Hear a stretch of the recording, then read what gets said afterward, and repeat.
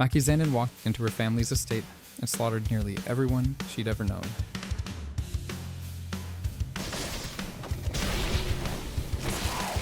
No hesitation, no mercy, just freedom.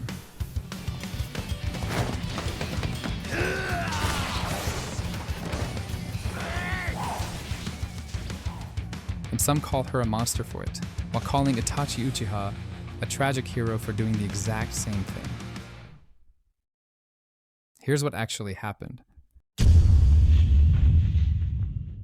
Maki was born into one of the 3 great Jujutsu families, and they treated her like garbage. No cursed energy meant no value. Being a woman made it worse. Her twin sister Mai had just enough cursed energy to scrape by. But here's the thing about twins in Jujutsu sorcery. They're treated as one person sharing a pool of cursed energy. And as long as Mai was alive, Maki could never reach her full potential.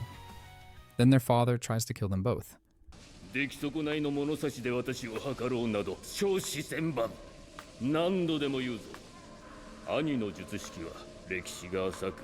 Mai dying uses her last bit of cursed energy to create a sword for Maki. Takes all their shared energy with her when she dies. Her final words? Destroy everything. And Maki wakes up transformed.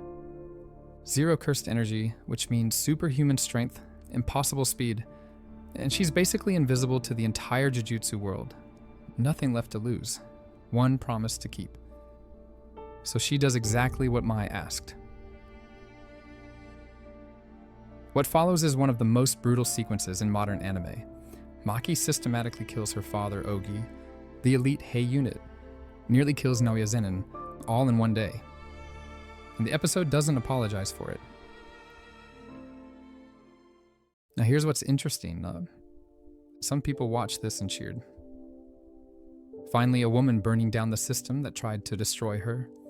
Others watched and felt uncomfortable. Does abuse justify annihilation? Can violence ever truly liberate? But here's the thing. The same people who celebrate Itachi's massacre as necessary sacrifice suddenly have moral questions when Maki does it for herself instead of for duty. That tells you something. When Itachi kills his entire clan to prevent a coup to protect the village, we call it tragic heroism. Maki kills her clan to free herself from abuse, and suddenly we need to debate whether she's still the good guy. The difference? Itachi's violence served others, Maki's violence served herself. And apparently, that makes all the difference in who gets to be the hero. But let's go deeper. The Zenin clan didn't just abuse Maki. They tried to define her entire existence as worthless. Her value, her strength, her right to exist. All of it determined by people who hated her. And when you're trapped in a cage built by people who hate you, there are only 2 options. Stay in the cage or burn it down. Maki chose fire. Now here's where the philosophy gets real. Existentialist Jean-Paul Sartre wrote about radical freedom, the idea that we're not defined by our circumstances, but by our choices in response to them. The Zenin clan tried to write Maki's story. She rewrote it in their blood. But there's something else happening here. Bell Hooks, the philosopher, wrote about revolutionary violence versus reactionary violence. Revolutionary violence builds something new. Reactionary violence just destroys what hurt you. Maki's massacre didn't build anything. It just tore down everything that tried to destroy her. But maybe some systems are so fundamentally rotten they can't be reformed. Maybe the Zenin clan was so abusive, so toxic, so irredeemable, that killing them all wasn't murder. It was extermination. Like cutting out a cancer, you don't reform cancer, you remove it.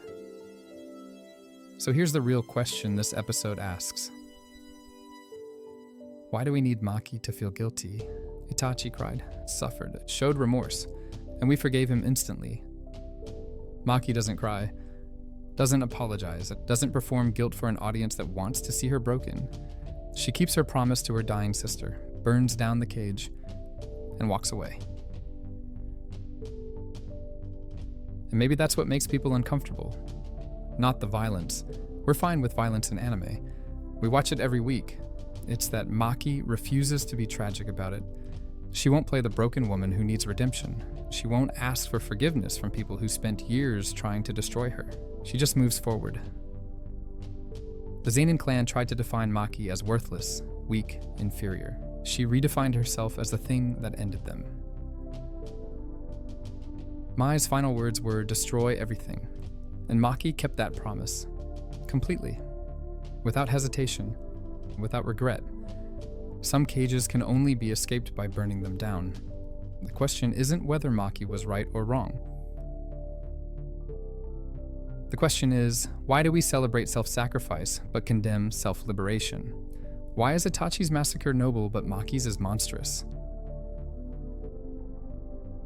What does it say about us that we're fine with violence when it serves others, but uncomfortable when it serves the person doing it?